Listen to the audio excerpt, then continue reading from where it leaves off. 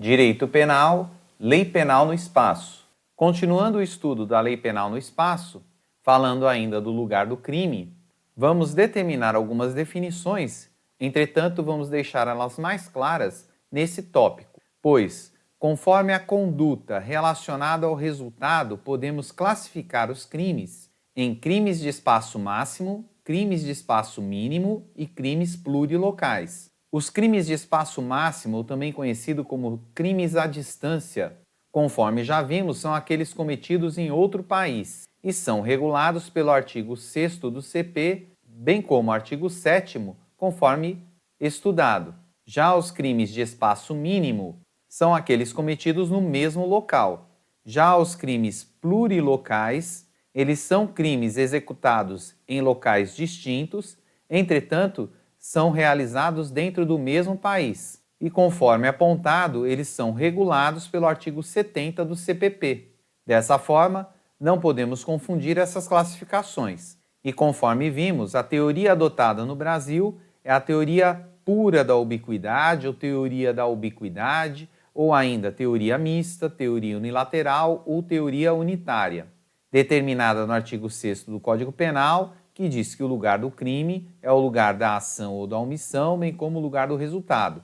Lembrando que é possível determinar também o lugar do crime pelo lugar em que o bem jurídico é afligido nos termos do artigo 7º do CP.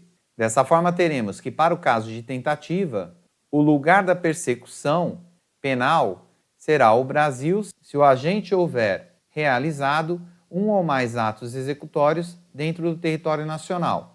Já no caso de concurso de pessoas, ele será julgado no Brasil caso houver coautoria e ou partícipe brasileiro. E é importante frisar que isso ocorre mesmo que a execução se dê no exterior. Entretanto, em relação à teoria da ubiquidade, é importante apontar algumas exceções a essa teoria.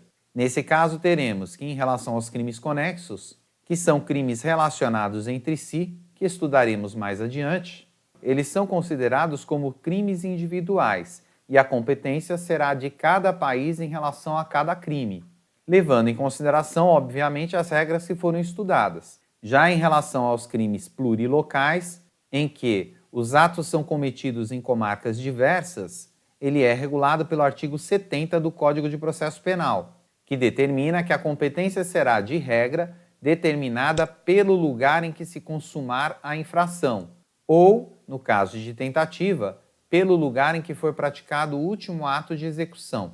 Portanto, conforme lido, no caso de crime tentado, será o local do último ato, e no caso de crime consumado, será o local da consumação. Temos ainda o caso dos crimes dolosos contra a vida, que são julgados pelo tribunal do júri. Nesse caso, o local do crime será o local da conduta típica. E isso se dá por força do artigo 5º da Constituição Federal, que determina que, em casos de crime contra a vida, quem deverá julgar serão os seus pares. E ninguém melhor do que as pessoas do local, teoricamente, para conhecerem o infrator.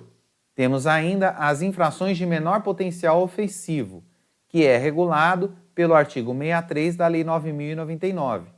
Que diz que a competência do juizado será determinada pelo lugar em que foi praticada a infração penal. Portanto, o lugar do crime será o local da conduta.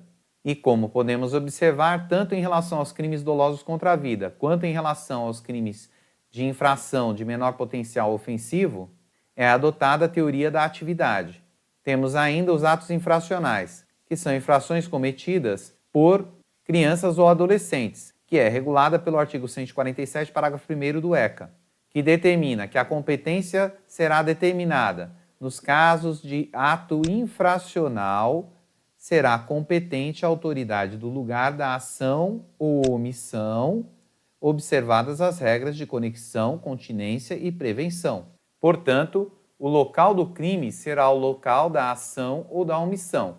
Temos ainda os crimes falimentares, que são regulados pelo artigo 183 da Lei de Recuperação e Falências, que diz que compete ao juiz criminal da jurisdição onde tenha sido decretada a falência, concedida a recuperação judicial o homologado plano de recuperação extrajudicial conhecer a ação penal pelos crimes previstos nessa lei.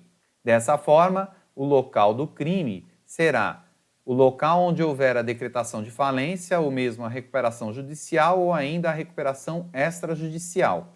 Portanto, em todos esses casos, não aplicaremos a teoria da ubiquidade, que acabamos de estudar.